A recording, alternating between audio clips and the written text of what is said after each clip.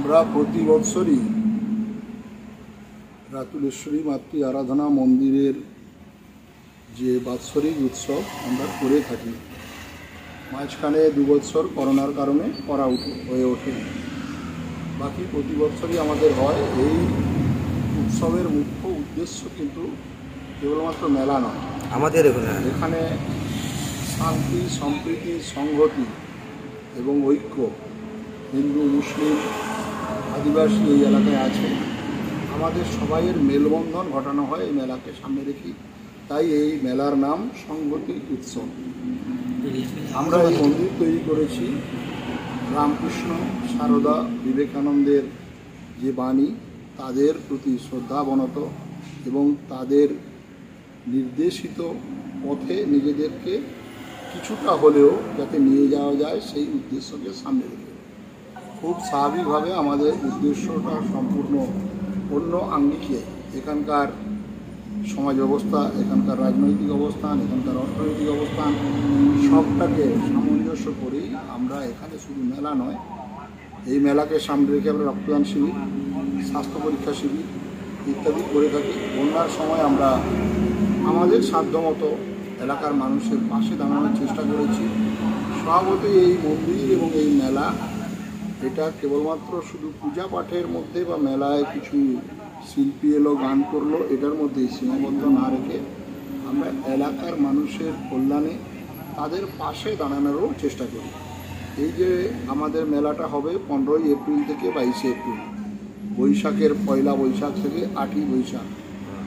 স্বভাবতই এই সময়ে মেলার পাশাপাশি যেমন সাংস্কৃতিক অনুষ্ঠান থাকবে, তেমনি বাচ্চা থেকে সিনিয়রদেরও আবৃত্তি প্রতিযোগিতা, সঙ্গীতের প্রতিযোগিতা, নৃত্যের প্রতিযোগিতা, ছবি আঁকোর প্রতিযোগিতা ইত্যাদি বিষয়গুলোও থাকবে, যার মধ্য দিয়ে এলাকার ছাত্রছাত্রী, এলাকার ছেলেরা, মেয়েরা তারাও সাংস্কৃতিক দিকটাতে উৎসাহিত হবে এবং তারাও কিছুটা নিজেদেরকে সমৃদ্ধ করার সুযোগটা পাবে। স্বাভাবিকভাবে সেই জায়গাটায় দাঁড়িয়ে আমাদের 15 তারিখে উদ্বোধনী প্রোগ্রাম।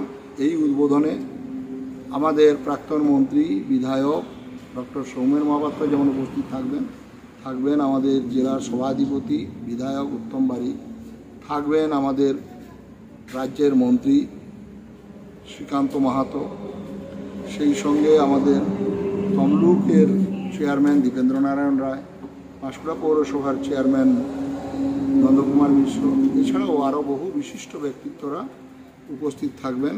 উপস্থিত থাকার কথা আছে আমাদের প্রাইমারি শিক্ষা সংসদের চেয়ারম্যান হাবিবুর রহমান, আমাদের জেলা পরিষদের মেন্টর অসিত ব্যানার্জি এবং আরও অন্যান্য অনেক বিশিষ্ট ব্যক্তির উপস্থিত থাকার কথা আছে।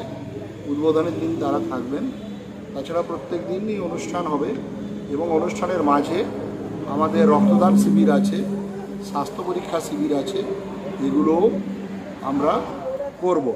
স্বভাবতই এই কটা দিন এই এলাকার গরিব খেটে খাওয়া মানুষ থেকে শুরু করে আমাদের সমস্ত সম্প্রদায়ের লোকজনের একটা এখানে সবাইয়ের মেলবন্ধন তৈরি হবে এবং এই অনুষ্ঠানগুলিতে আমরা যেমন আমাদের মতো করে কিছু শিল্পী রেখেছি, তেমনি আদিবাসী ভূমি সম্প্রদায়ের ঝুমুর, সাঁওতাল সম্প্রদায়ের জন্য আদিবাসী যে নাচ কী বলে যাত্রা বা গান বাজনা সেও থাকবে।